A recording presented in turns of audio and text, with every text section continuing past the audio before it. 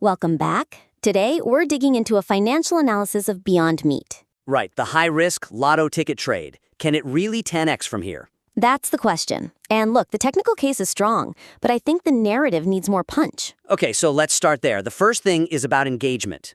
The piece kind of buries the lead. It really does. For a trade that is so high stakes, I mean, it's either a massive return or it goes to zero. All or nothing. Exactly. But that huge drama, that volatility, it's all saved for the final section. I agree completely.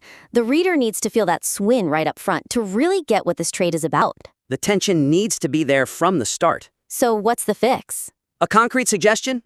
Open the main body with it. Just lay out the perfect storm conditions immediately. Spell it out. Spell it out. You need to hit over $400 million in revenue, you need positive EBITDA, and you need that market frenzy to come back. And you put that right next to the very real possibility of the stock going to zero. Yes. Set the stakes on page 1. Okay, so that brings up my next point.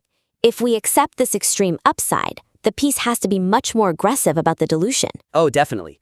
The share count explosion is mentioned, but it doesn't feel heavy enough. It goes from what, around 65 million shares to nearly 400 million? Wait, is it really a 6-fold increase? That's the math. See, that context is everything. I'm not sure the reader fully internalizes what hitting $10 a share means in this new world. So the suggestion is to reframe it. Yes, frame that $10 target against the colossal burden of the new share count. It's not about the 2019 peak anymore. It's about a $4 billion market cap now. A $4 billion market cap. And you can make that hurdle feel so much more real. How so? Use the current financials. Use that negative 13% year-over-year revenue decline. That just debilitating negative 160% operating margin. Show the math. Show the math. Quantify just how monumental the climb is now just to justify the post-dilution valuation. Right, make the reader feel that weight. And that leads perfectly into the bull case because the catalysts right now are being treated like footnotes. Like an afterthought, yeah. Exactly. The new BYND IV launch with avocado oil, that is a central strategic pillar. It's the bet, really. But it's just included as a detail.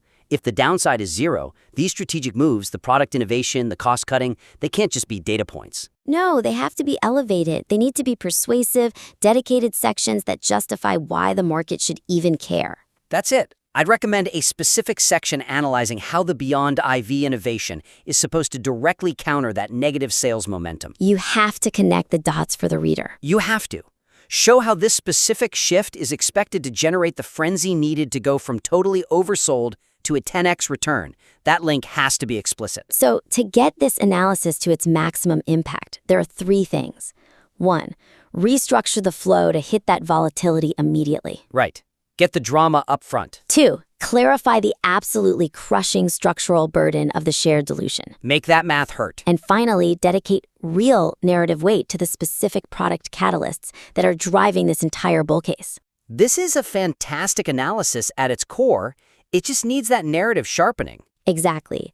Take these suggestions, refine it, and we would love to see it again when you're ready.